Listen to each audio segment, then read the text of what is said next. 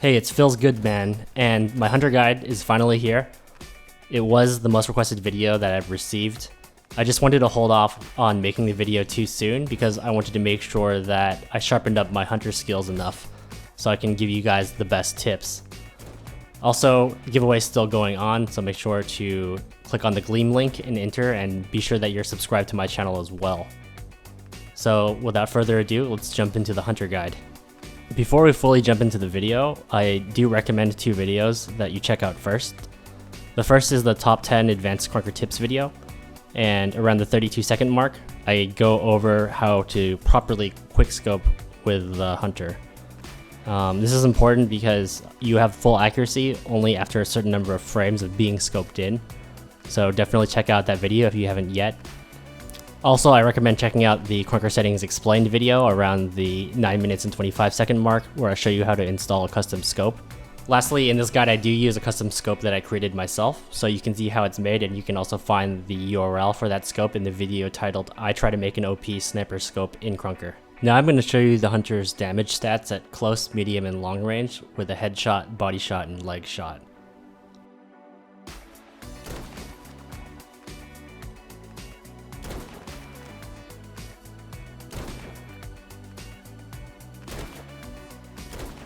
And you can see the damage drop-off is relatively slight, regardless of what distance you're at. The results are still a little bit surprising though, and I'll show you why. So this is how it breaks down on a Google Sheet. So of course it's going to deal the most damage at close range with a 162 damage headshot. Medium range, you can see that the percent of base damage, or like the damage fall off, is really not too drastic, like 95% and 94%. And at long range, you can also see that the damage fall off is still pretty small. But this is the most interesting thing to me, the 94 damage body shot at long range. So if you're ever frustrated why you're not killing 100 HP classes, you're just leaving them with a sliver of health, you might be body shotting them at long range and dealing 94 damage. So in those situations, you may instead want to go for a headshot. Now I'm going to be talking about the hunter matchups. And again, with all things Krunker, it's never really that simple. But the way that I like to think about it is rock, paper, scissors. So the hunter counters the full auto classes, or at least soft counters them, because the hunter can one-shot the 100 HP classes like the Triggerman or the run and gun, whereas it takes them multiple hits to kill you back in return. The full auto classes counter the detective because it takes a lot longer for the detective to be able to two-shot 100 HP classes than it takes for the full auto classes to spray them down. And the detective is an obvious counter to the hunter because the detective can one-shot body shot the hunter. So I use this strategy in 1 versus 1. So let's say we both start out as Triggerman and they're beating me. I switch to hunter to see if I can land the kill, and if I don't, I can either switch back to Triggerman or keep on trying to land a snipe on them. And let's say I'm starting to dominate with the hunter, then they're going to want to switch to detective to counter me. The other notable matchup worth mentioning is the LMG, and the hunter has a really hard time against LMG, especially in a straight up battle. It's just really hard to land 2 sniper shots on them by the time it takes for them to spray you down. So that's the basic class switching strategy, but remember that you can always play around it. For example, if you're going up against LMG, you can try to deal chip damage to them and hide behind a corner and then finish them off in another shot. Also, if you're going up against detective, you can do things like only try to take the long range fights against them so you maintain your advantage. Alright, so this next section is all about how to aim as hunter, and what I mean by that is you have 3 options. You can either full scope, you can quick scope, or you can no scope. So it's something that I thought a lot about, and I did watch the footage of a lot of good players and see how they did it. And I'll break it down for you. So mainly the thing that you want to keep in mind is, for the most part, you want to be full scoping. So especially on a map like this, like Sandstorm, I know this corridor is like really hot, so I can pre-aim that corridor. And even when I'm like turning corners, I can be pre-aiming those corners. One of the reasons for this is that by doing so, you'll ensure that your shots are 100% accurate.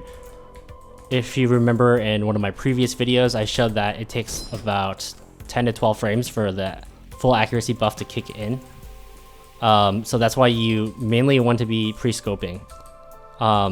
You would think that a lot of pro players are just constantly doing quick scopes, but when you actually like slow it down and look at it, most of the time they're already scoped in when they're landing their shots, and they may be flicking to make adjustments to their aim, but they're not constantly relying on the RNG of quick scoping.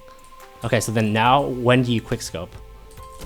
Typically, I quick scope if you miss your first shot and you didn't hit them at all, then you may want to quick scope for the next shot.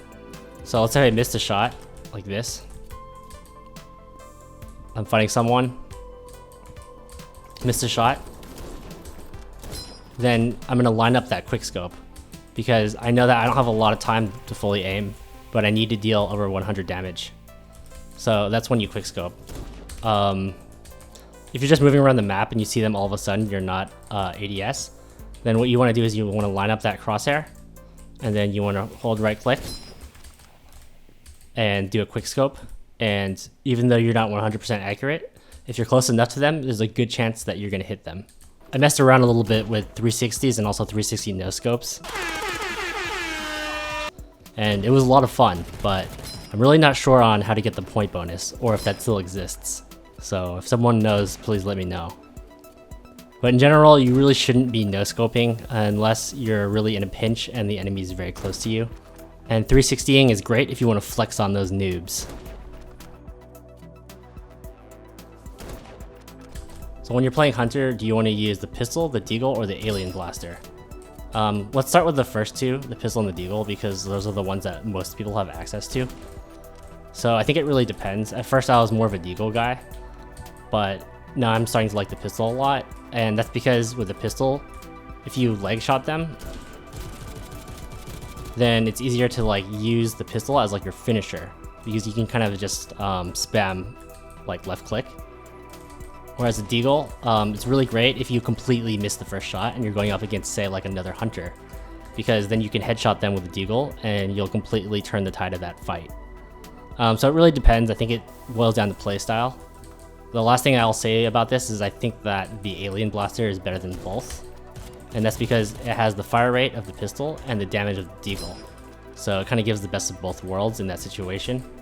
So if you don't have the alien blaster, I think it's going to boil down to personal preference of whether you choose the pistol or the Deagle. They're both really good. Now onto some game mode specific advice. I think Hunter is pretty great for CTF and also hardpoint, because you really know when where the action is going to be, and it allows you to predict it and anticipate it. On the other hand, when playing modes like Team Deathmatch or Free For All, you really want to focus on getting those headshots and those mid-air kills to maximize your score. You can even turn on challenge mode so you don't regen health and you can get extra points.